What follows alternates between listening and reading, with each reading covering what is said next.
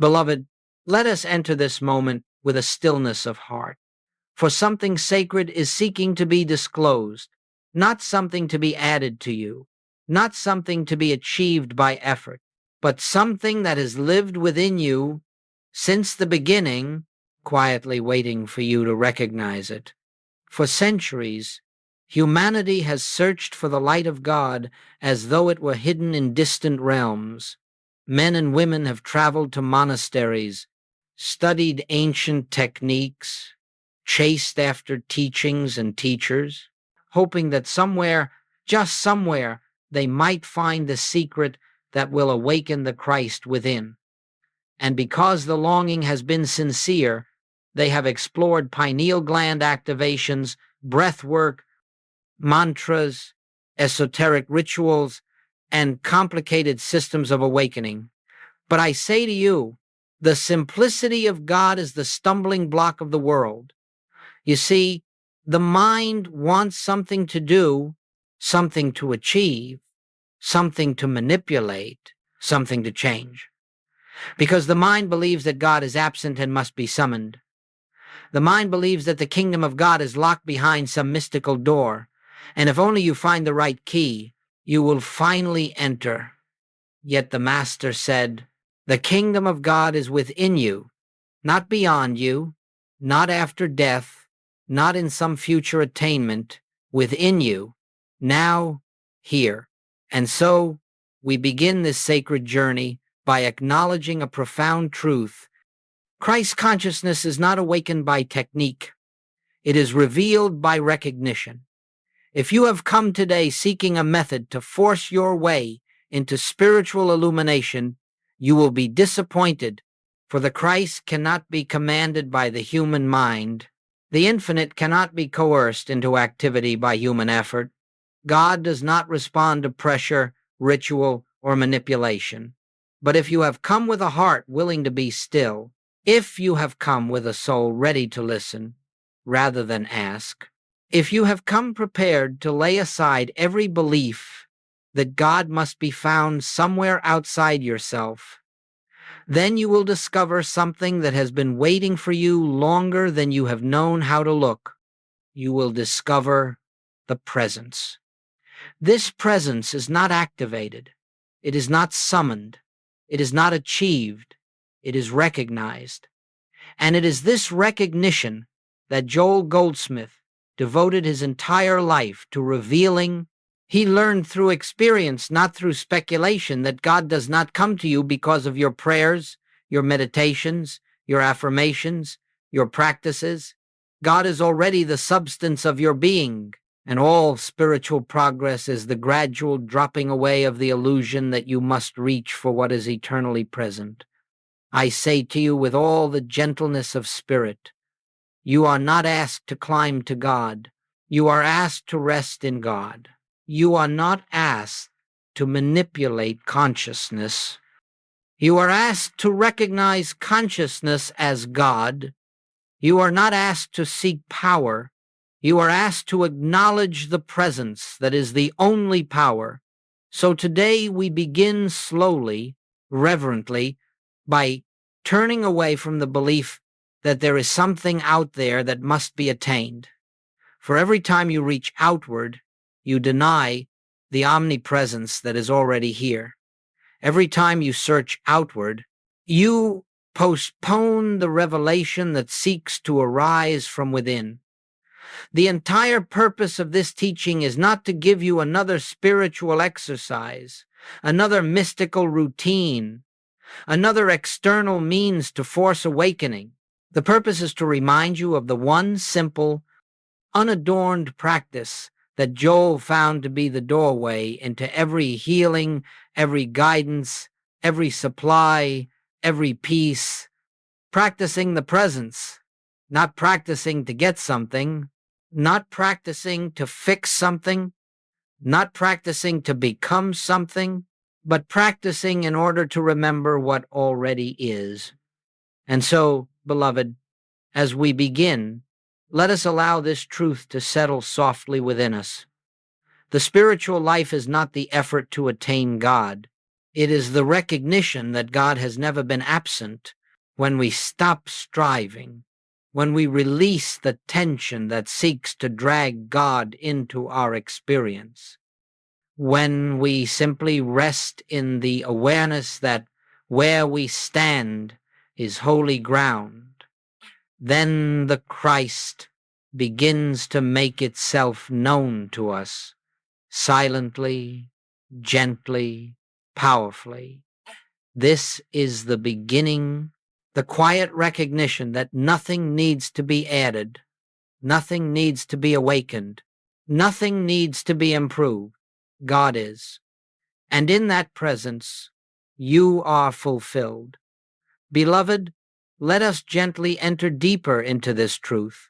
For if we are to understand the practice that reveals the Christ within, we must first understand why so many seekers, with so much devotion, wander in circles without ever touching the living presence.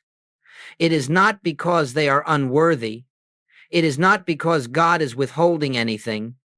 It is not because spiritual awakening is rare or difficult. It is simply this: humanity seeks effects, not cause. Look upon your own journey with compassion. How often has your spiritual effort been directed toward changing something in your outer world? You have prayed for health, believing that sickness was the obstacle. You have sought abundance, believing that lack was the barrier. You have longed for harmony, believing that discord was the enemy. You have asked for peace, believing that agitation was the problem. And yet the Master said, seek first the kingdom, not seek first the healing, not seek first the money, not seek first the answer. Seek the kingdom. Seek the cause. Seek the presence. My beloved, every time you attempt to fix the outer world before recognizing the inner, you are seeking second. And in seeking second, you unknowingly place the material world above the spiritual. You say to consciousness, you may serve me once I have arranged my circumstances. And in that moment, you reverse the order of reality. This is why the world suffers. This is why the seeker wanders. This is why prayers feel unanswered, because they are directed toward an effect, not toward the source that governs all effects. Joel Goldsmith discovered this by experience, not by theory. He found that the vast majority of human effort is spent trying to manipulate shadows: health, wealth, relationships, success. These are the shadows of consciousness. They are the fruit of the tree, not the tree itself. And when you grasp at fruit without tending the root, the fruit withers in your hand. The kingdom is not found by trying to fix the appearance. The kingdom is found by recognizing the reality behind the appearance. But mankind, in its sincerity, continues to search outward. It seeks God in temples, in doctrines, in rituals, in secrets, in practices, in techniques. It believes that if only the right combination of spiritual behaviors is performed, the presence will finally descend. Listen now, for this is the correction that liberates. God does not come because you perform. God does not come because you strive. God does not come because you plead. God is, and because God is omnipresence, God cannot come to you. There is nowhere for God to come from. The illusion that God is absent is the only veil. And that illusion persists because the seeker believes the kingdom must be attained rather than unveiled. You see, the human mind assumes separation as its default condition. It believes life is a journey toward God. It imagines God as distant, as something to be found, reached, persuaded, or summoned. But this belief itself is the barrier. The truth is revealed only when the seeker stops seeking outside and turns within, realizing, I am standing in the midst of the kingdom, and I did not know it. This is why the simplest practice, the quiet acknowledgement of the presence, reveals more than all the techniques man has devised, because the presence is not created by your effort, it is recognized by your consent. But look how the world distracts the seeker.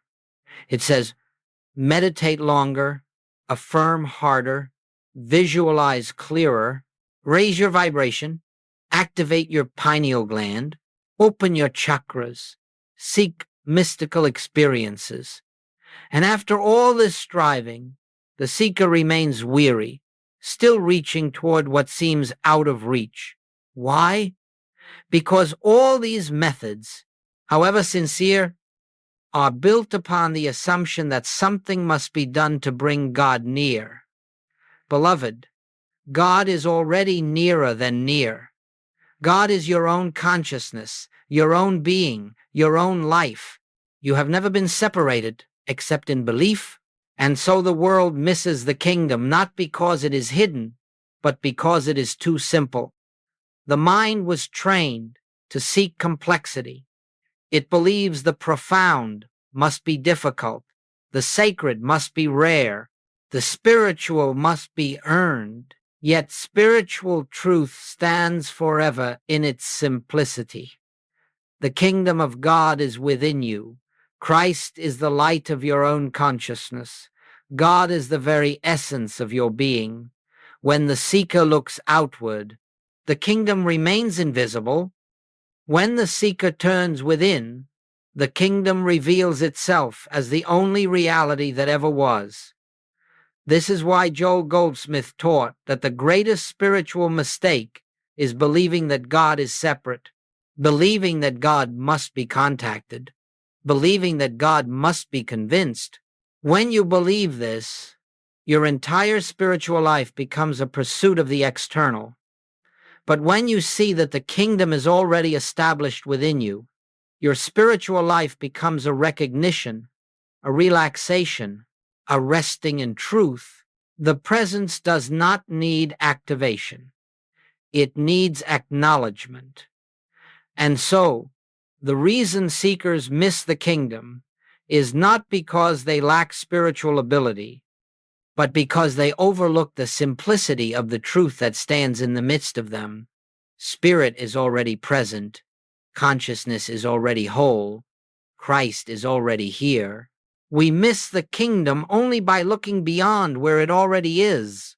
Beloved, now that we have seen why humanity searches without finding, let us come to the heart of the teaching, the jewel, the essence, the living practice that Joel Goldsmith discovered after years of seeking, questioning, and inward listening, a practice so simple that the mind dismisses it, yet so powerful that it reveals the very presence of God.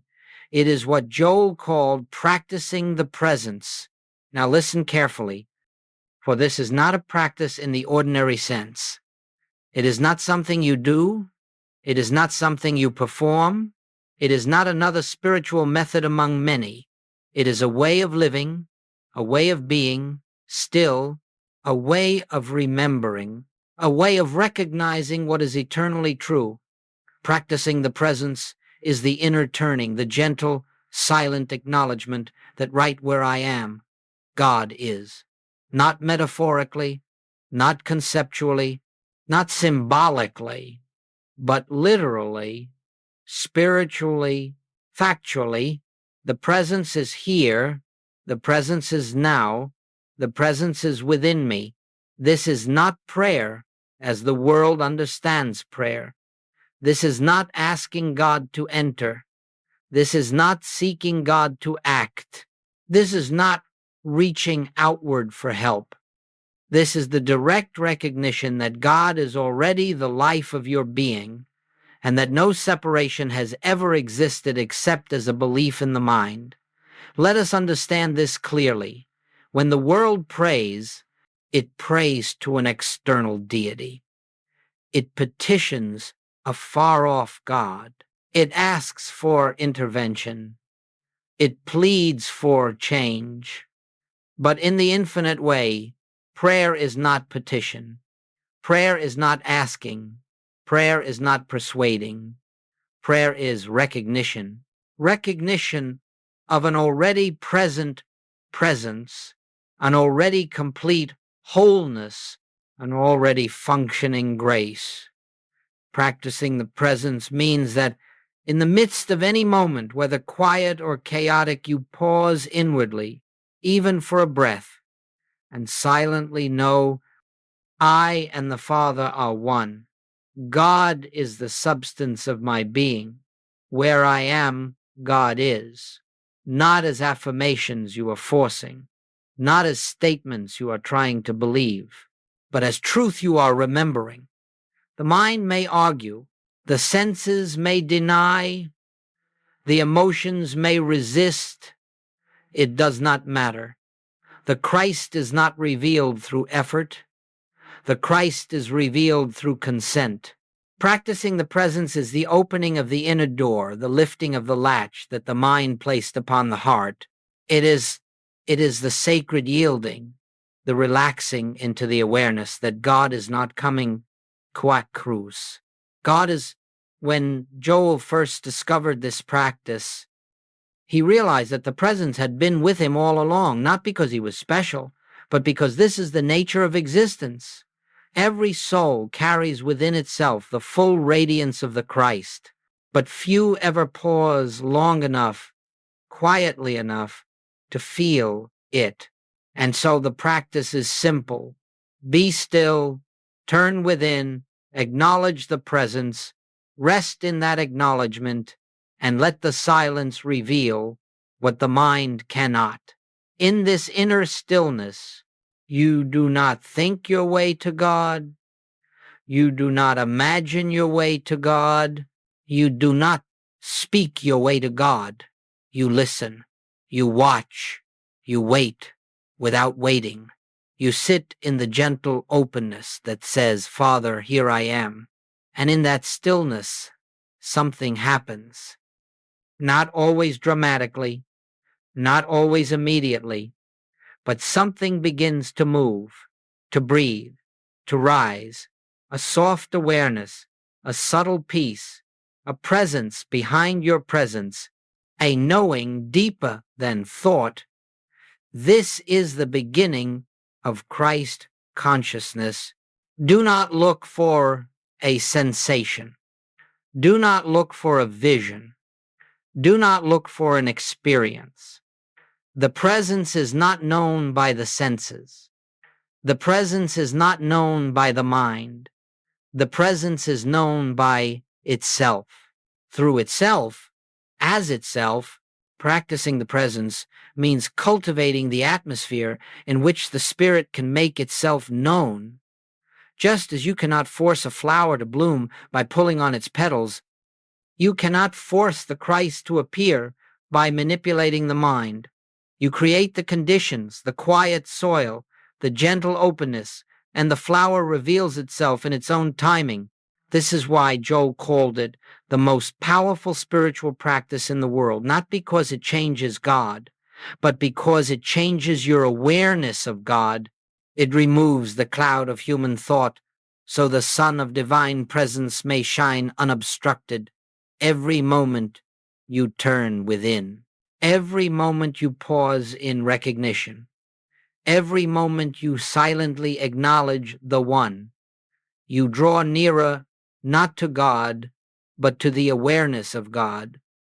And as this inner recognition becomes familiar, as it becomes natural, as it becomes the background of your day, you begin to live from a different dimension.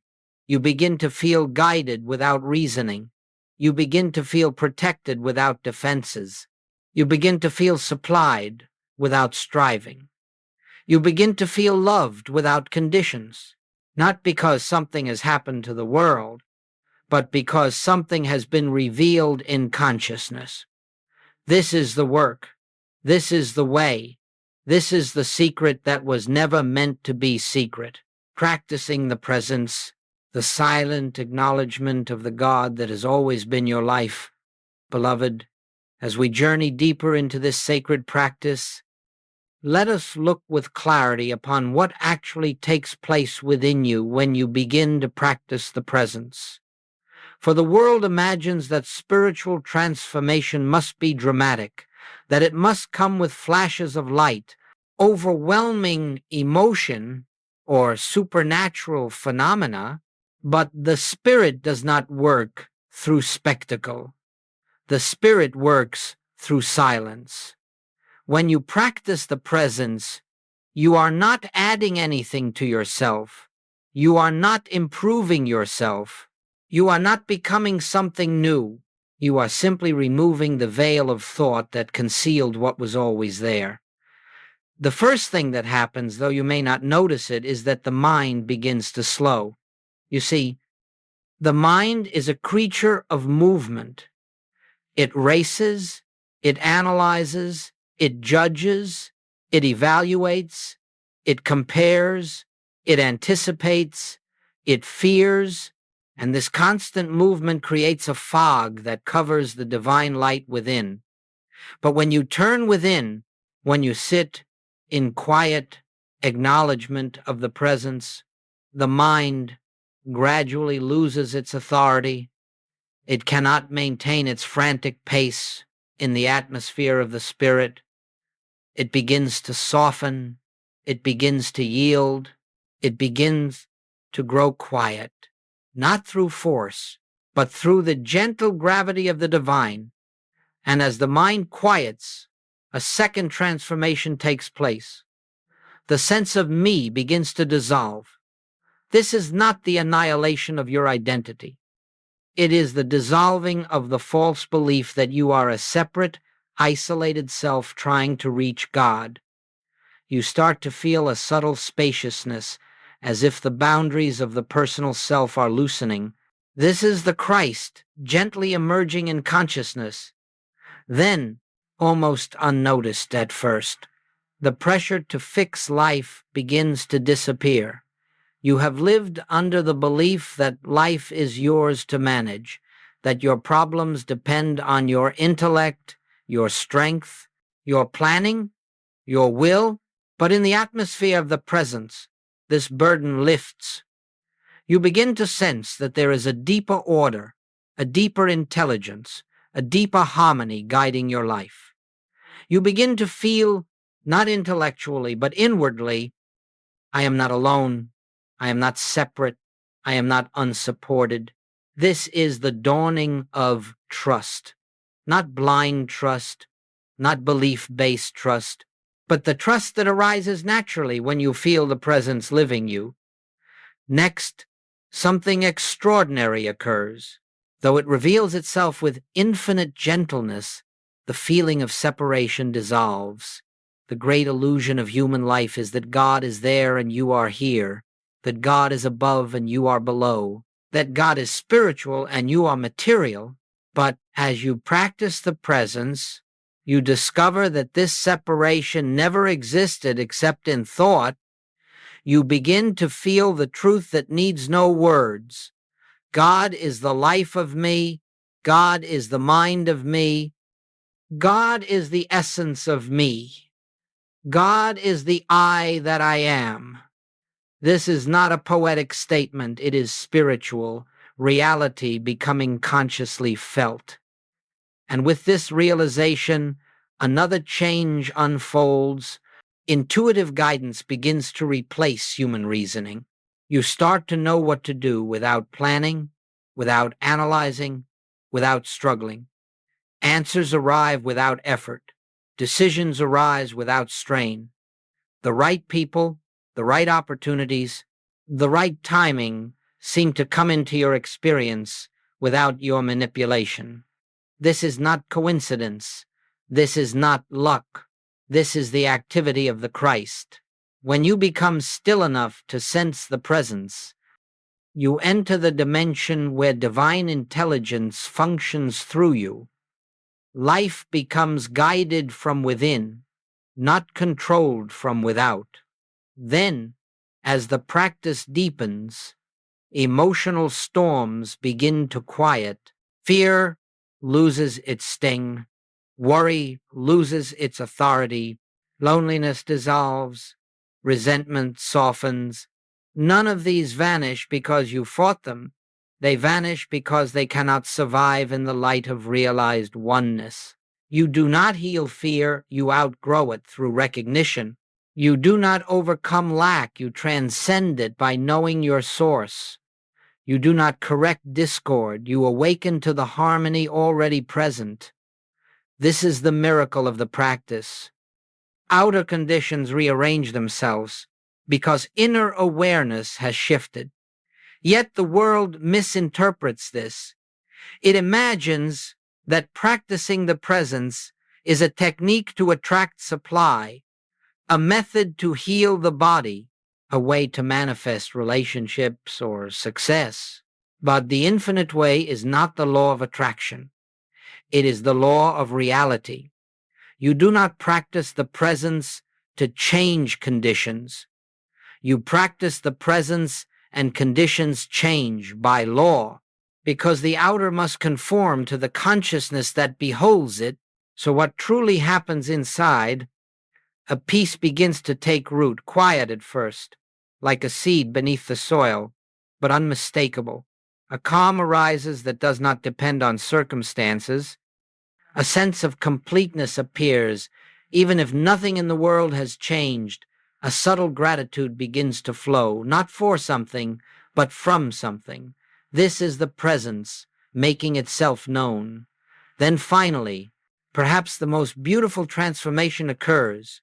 The presence becomes the background of your awareness. Not a practice you do, not a moment you create, but a living atmosphere in which you dwell. You find yourself waking in the morning already aware of God. You walk through the day with a quiet sense of companionship. You face problems with calm instead of panic. You interact with others from compassion instead of reaction. You begin to feel as though life is lived through you, not by you. This is the Christ consciousness dawning in your experience. Not through effort, not through ritual, not through attempting to be spiritual, but through the simple, continuous acknowledgement of the presence that has always been your life. This is what happens within you. When you practice the presence, the divine within you becomes visible, audible, tangible, not through the senses, but through inner knowing. You discover that reality was never absent, it was simply unnoticed. And now, beloved, you are beginning to notice. Beloved, having understood what unfolds within you when you enter the atmosphere of the presence, let us now look at how this becomes a living practice throughout the day. For spiritual realization is not achieved in isolated moments. It is revealed in the continuity of recognition. It has been said that the presence is always here, and that is true. But we do not benefit from omnipresence simply because it exists. We benefit when awareness is turned toward it. Recognition is the bridge. Now, practicing the presence is not something you do for an hour in the morning and then forget. It is not reserved for meditation cushions or sacred moments. The presence does not live only in silence. The presence lives everywhere you are, in every activity, in every breath, in every ordinary task. And so the practice must become gentle, frequent touches of awareness, moments, so simple, so small, that the mind overlooks them, but heaven recognizes them. Let us begin with this truth. 1 second of recognition carries more spiritual power than an hour of mechanical meditation. This is why we practice the presence in micro moments. When you wake in the morning, before the mind rushes toward the day, pause for a single breath and silently acknowledge, Father, here I am, and where I am, thou art. That one breath plants your foot in the kingdom before you step into the world. As you reach for your phone, pause briefly. Before you read a message, before you look at a screen, silently turn within and know, I turn first to the presence, not to the world. This quiet reordering of priorities restructures your day more than any plan, more than any discipline, more than any technique. When you walk from one room to another, let that transition be a moment of remembrance. As your foot touches the next floor, simply feel within, God walks as me. Not loudly, not dramatically, just a gentle inner knowing. When you interact with another person, family, colleague, stranger, let the meeting be preceded by a brief recognition. The same presence that lives in me lives in this one before me. Then speak, then listen, then act. You will discover that human interactions soften. You will find more patience, more clarity, more compassion, not because you try to be spiritual, but because you recognize the presence in the other before the personality appears. When problems arise, when fears attempt to enter, when confusion seems to cloud your thoughts before you react, pause, take one conscious breath, not to calm yourself, not to fix the problem, but to remember, I do not face this alone. The presence is here. And in that pause, the panic loosens, the mind steadies, the Christ becomes the actor instead of the personal self. Throughout the day, whether driving, eating, working, or sitting quietly, bring attention just for a moment to the inner truth. I am not separate. I am sustained. These are not affirmations. They are recognitions. You are not trying to make them true. You are acknowledging what is already true. And this is the essence of micro practices. Small recognitions, repeated often, accumulate into a spiritual momentum. They keep the door open. They keep the atmosphere clear. They keep you living from the kingdom instead of the world. Joel discovered that these frequent, gentle acknowledgments do more for spiritual realization than long sessions of strained concentration. For the presence is not revealed through intensity, it is revealed through consistency. You see, beloved, the mind is accustomed to pulling you outward into the realm of appearances. It wants you to react. It wants you to evaluate. It wants you to fear. It wants you to fix. But each micro moment of recognition reverses this pull. It says to the mind, be still. It says to the senses, you are not the authority. It says to the soul, I remember.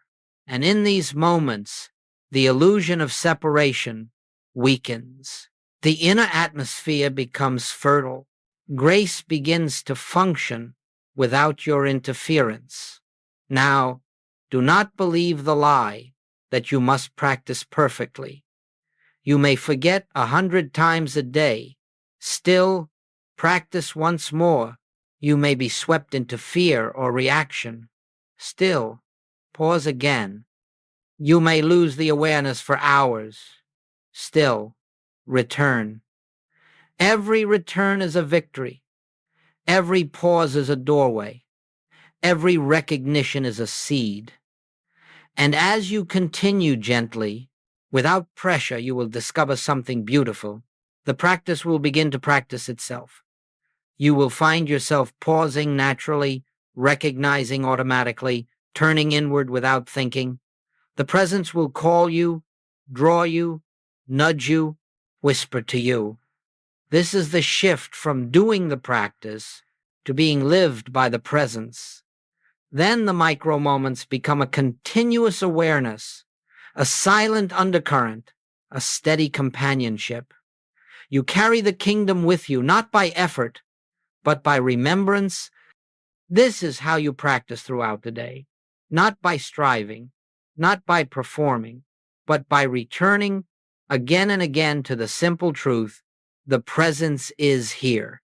And in that recognition, heaven is revealed on earth within you. As you, beloved, now we come to a profound understanding why this simple practice, so gentle, so unassuming, has the power to awaken Christ consciousness when countless methods, countless disciplines, countless spiritual efforts fall short. To see this clearly, we must first understand something about the nature of spiritual realization. Christ consciousness cannot be achieved by human effort. It cannot be forced by will. It cannot be manufactured by technique. It is not the result of mental discipline, emotional purity, or moral striving. Christ consciousness is not the effect of your work. It is the revelation of what has always been true, and herein lies the beauty and the challenge. Everything the human mind does to reach God stands between you and the realization of God. Every attempt to purify yourself through effort, every attempt to concentrate, every attempt to visualize, every attempt to manifest, every attempt to command reality, all of it reinforces the false premise that you must accomplish something. But in the infinite way, we learn Christ is not achieved. Christ is revealed. Revealed when the personal sense of self steps aside. Revealed when the mental noise becomes still. Revealed when human striving dissolves into divine surrender. Now listen carefully, beloved. The reason practicing the presence succeeds where other methods fail is because it does not strengthen the personal self. It dissolves it. Visualization strengthens the personal will. Affirmation strengthens the sense of a self trying to create. Manifestation practices strengthen the belief that you are a separate mind directing power. Religious effort strengthens the belief that you must prove your worthiness. These are not sins, they are simply misunderstandings. They begin with the assumption of separation and then attempt to overcome it. But practicing the presence begins from a different premise. God is already here. The kingdom is already within. The Christ is already your identity. Nothing needs to be added. Nothing needs to be created. Nothing needs to be attracted. Only recognized. This is why the practice awakens what no method can manufacture. Christ consciousness is not something you achieve. It is what remains when everything falls away. When you sit in silence and simply acknowledge the presence, you are not striving, you are not forcing, you are not trying to become. You are letting go of the one who tries. It is the surrender of the personal sense of self that opens the way for the divine to reveal itself. This is why the simple practice works. It removes the obstacle, human selfhood. This is what Joel discovered after years of spiritual struggle. He practiced affirmations, metaphysics, mental treatments, concentration techniques, and all of them failed to deliver lasting realization. It was only when he stopped trying to reach God and became inwardly still that the presence announced itself. This, beloved, is the secret of all mystical attainment. The presence reveals itself only in stillness, never in effort. When you practice the presence, the mind grows quiet. When the mind quiets, the personal self fades. When the personal self fades, the Christ can shine forth, not because you made it happen, but because the veil has dropped. All spiritual failure can be traced back to one thing: the belief that the human mind must accomplish spiritual realization. But the human mind can never know God. It can never enter the kingdom. It can never produce the Christ. The mind must become still. The personal will must surrender. The sense of separation must dissolve. And practicing the presence is the only practice that naturally, gently, lovingly produces this surrender without coercion. Other practices aim to change thought. This practice dissolves the one who thinks. Other practices attempt to purify emotion. This practice reveals the self untouched by emotion. Other practices try to discipline behavior. This practice unveils the presence beneath behavior. Do you see? Christ consciousness is not the result of working toward God. It is the result of resting in God. This is why practicing the presence works. It aligns you not with the striving self, but with the eternal self. It bypasses the mind. It bypasses the will. It bypasses the ego. It bypasses the imagination. It goes directly to reality. In the silence of recognition, God becomes visible. Grace becomes tangible. The Christ becomes your consciousness, not because you reached up to heaven, but because you became still enough to see that heaven was always within you. This is the infinite way. This is the mystical path. This is the gentle secret the world overlooked. Christ is not attained. Christ is revealed through the silence. And practicing the presence is the doorway to that silence. Beloved, now we come to the turning point of the entire spiritual journey, the mystical shift that occurs when we move from human thinking to spiritual awareness. This is the shift that every prophet, every sage, every mystic has pointed toward. It is the shift Jesus referred to when he said, "My kingdom is not of this world." It is the shift Paul described when he declared, "Let this mind be in you, which was also in Christ Jesus." This shift is not intellectual. It is not emotional. It is not moral. It is the transition from living as a human being who thinks to living as a spiritual being who knows. Human thinking belongs to the realm of personal identity. Human thinking is based on fear, memory, belief, logic, and perception. Human thinking tries to solve problems through effort and reason. Human thinking assumes separation and then tries to overcome it. But spiritual awareness is different. It is not thought. It is not belief. It is not imagination. It is not emotion. Spiritual awareness is recognition, the direct knowing of reality. When you practice the presence, something marvelous happens. The mind no longer becomes the instrument through which you live. The mind becomes the servant of a higher awareness. Instead of thinking your way through life, you begin to see life from a deeper center. Instead of analyzing your next step, you feel guidance rising from within. Instead of reacting to appearances, you respond from peace. This is the mystical shift. It is not dramatic. It is not loud. It is not emotional.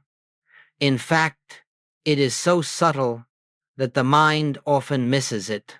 The moment you stop seeking solutions in the external world and turn inward to acknowledge the presence, you step out of human thinking and into spiritual awareness. The moment you pause in the face of fear and silently know God is here, you shift from sense to soul. The moment you stop treating the appearance and begin recognizing the spiritual reality behind it, you are no longer functioning as a human mind. You are functioning as Christ. This is the transformation that practicing the presence produces. You become receptive rather than reactive. You become listening rather than thinking. You become guided rather than driven. Human thought is always in motion. Spiritual awareness is always at rest. Human thought is anxious. Spiritual awareness is peaceful.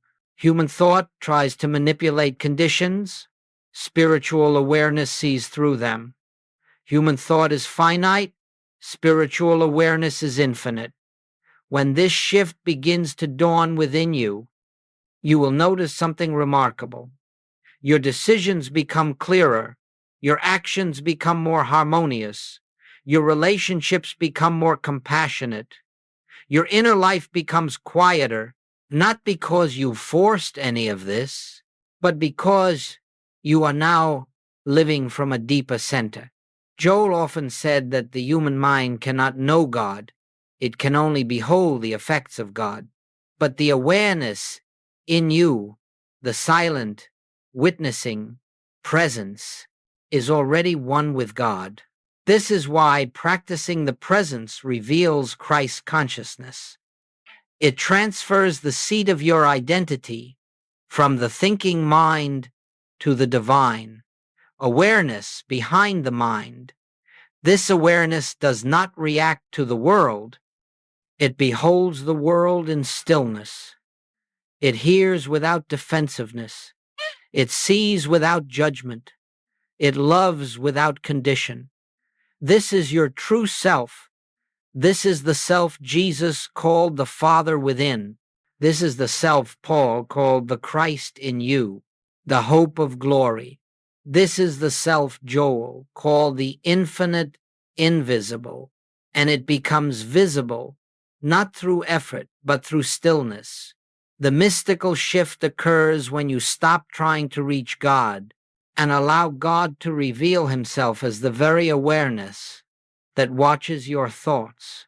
The moment you recognize, I am the one who observes thought, not the thinker of thought, you have stepped out of the human condition and into spiritual consciousness.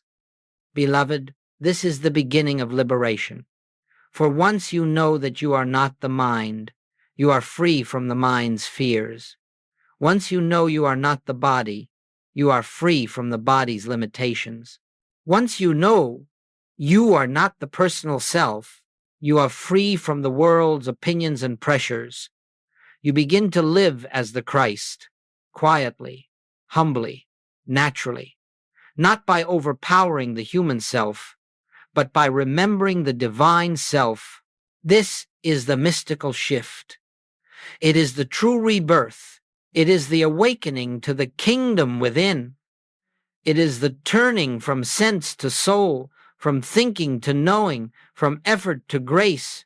And once this shift has begun, even if only faintly, even if only in glimpses, your life can never again be lived from the old identity. Something in you has seen the truth, that you are not a person trying to find God. You are the presence of God revealing itself as you. This is the heart of mystical Christianity. This is the secret that Jesus taught. This is the path of the infinite way. And beloved, you are already walking it. Beloved, now that we have walked through the nature of the shift from human thinking to spiritual awareness, let us look at what happens when Christ consciousness actually begins to awaken in you.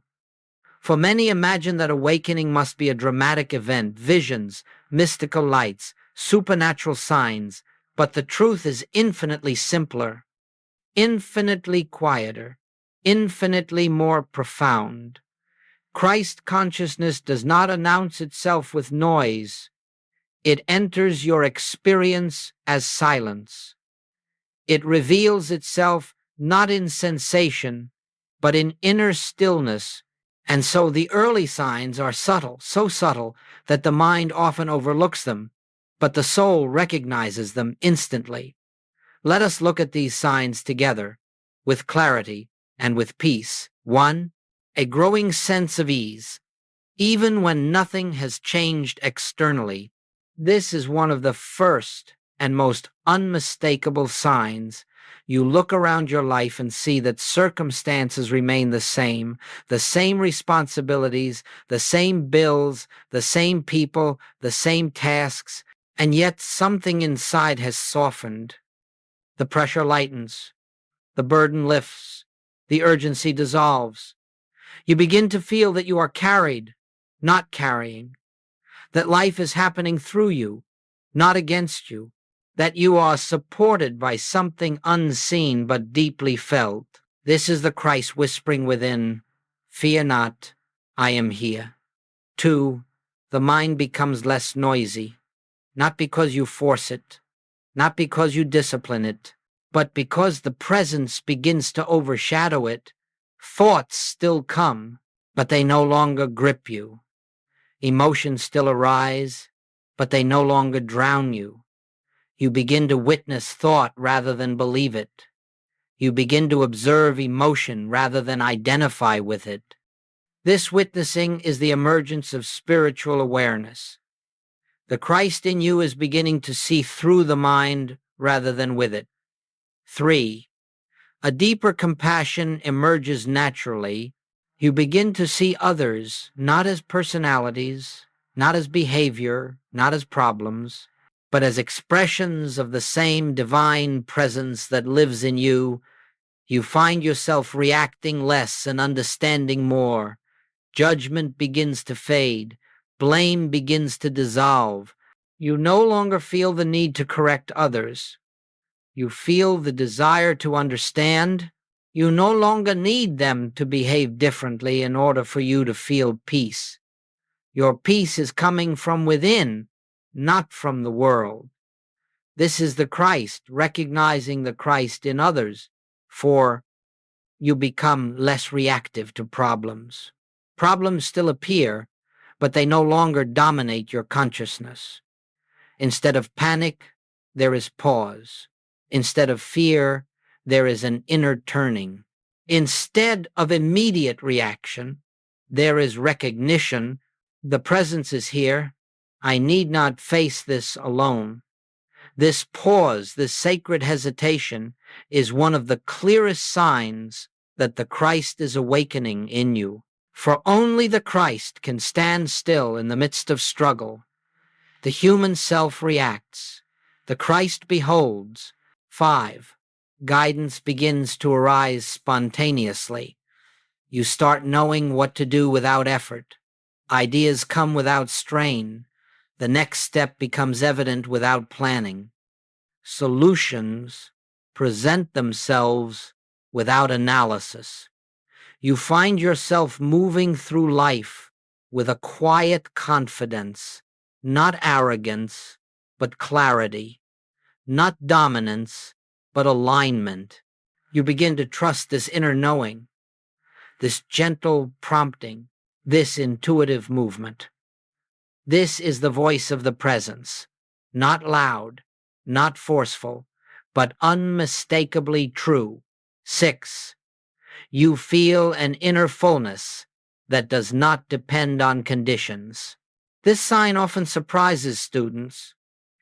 You may be washing dishes, walking to your car, sitting in silence, and suddenly you feel a soft joy, a quiet fullness, a gentle completeness, not happiness from something, not relief from something, but joy without cause, peace without reason, wholeness without explanation. This fullness is the nature of the Christ. It arises whenever we momentarily step out of the illusion of separation. 7. You sense that something greater is living you. This is perhaps the most profound sign. You begin to feel that your life is not your own, not in a burdensome sense, but in a sacred one. You feel guided. You feel companioned. You feel accompanied. You feel that the decisions you make, the words you speak, the actions you take are arising from a deeper center than the personal self. You catch yourself saying, I don't know how I knew that, or I don't know why I acted that way, but it felt true. This is the Christ beginning to take over the instrument of your being. 8. The world loses its grip over your inner state. You notice that circumstances no longer dictate your inner condition. Chaos may swirl around you. Yet something within you remains still. People may misunderstand you, but your peace is not shaken. Life may present challenges, but you are not defined by them. You begin to live from the inside out, not the outside in. This is the hallmark of Christ consciousness. The world no longer has power over your peace. 9. You feel drawn to silence more than noise, not as an escape, but as a homecoming. Silence begins to nourish you. Stillness begins to strengthen you. The inner sanctuary becomes more attractive than the outer stimulation. This is not isolation. It is communion. The Christ is calling you inward. Beloved, these are the signs that Christ consciousness is dawning in you. They are quiet signs, gentle signs, living signs, but they are unmistakable. When these begin to appear, know this: you are no longer seeking God. God is revealing himself as you. The kingdom is no longer a concept. It is becoming your experience. This is the awakening. This is the transformation. This is the Christ coming alive in you, beloved. As we come to the close of this journey, let us rest a moment in the stillness that has been quietly building within us throughout this teaching. Not the stillness of effort, but the stillness of recognition.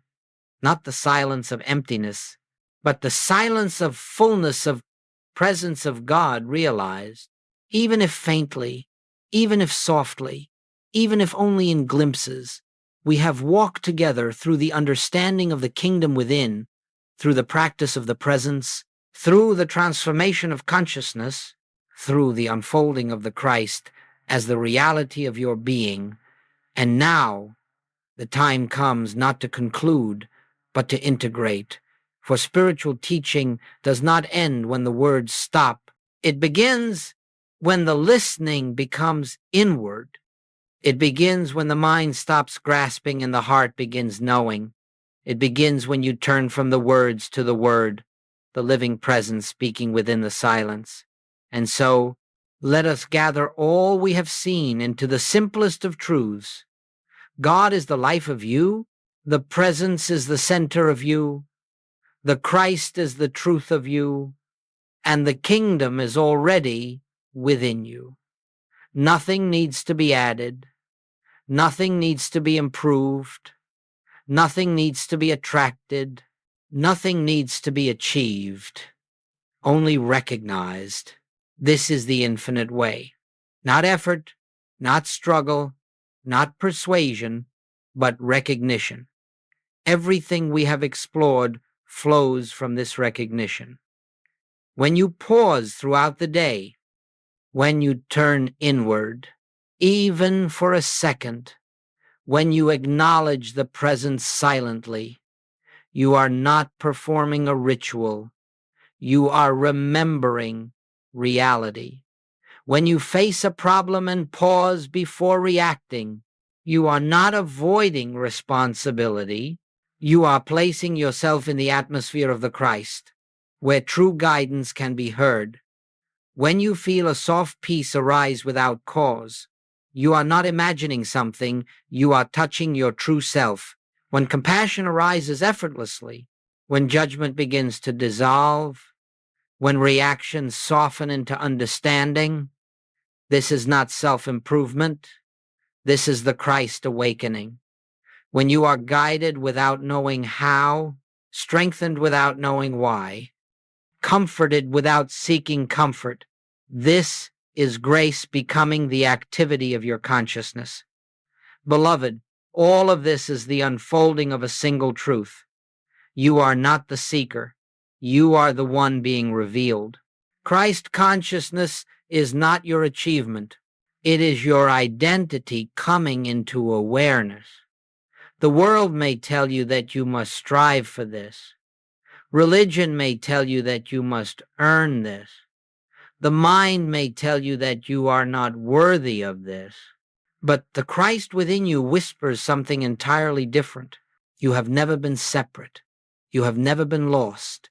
You have never been outside the kingdom. You are the light you seek. You are the presence you pray to.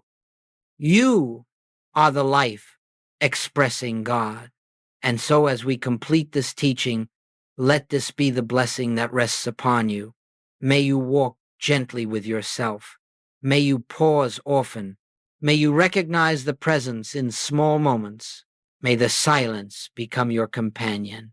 May the inner knowing rise without effort. May you feel yourself carried, guided, sustained.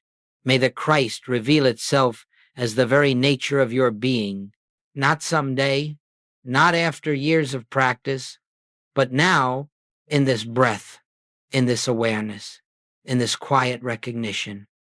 I and the Father are one. Let this truth be enough. Let this truth be your resting place. Let this truth be the foundation of your day, the anchor of your peace, the life of your life. Beloved, the kingdom is within you. The presence is here. The Christ is awakening. Rest in this knowing.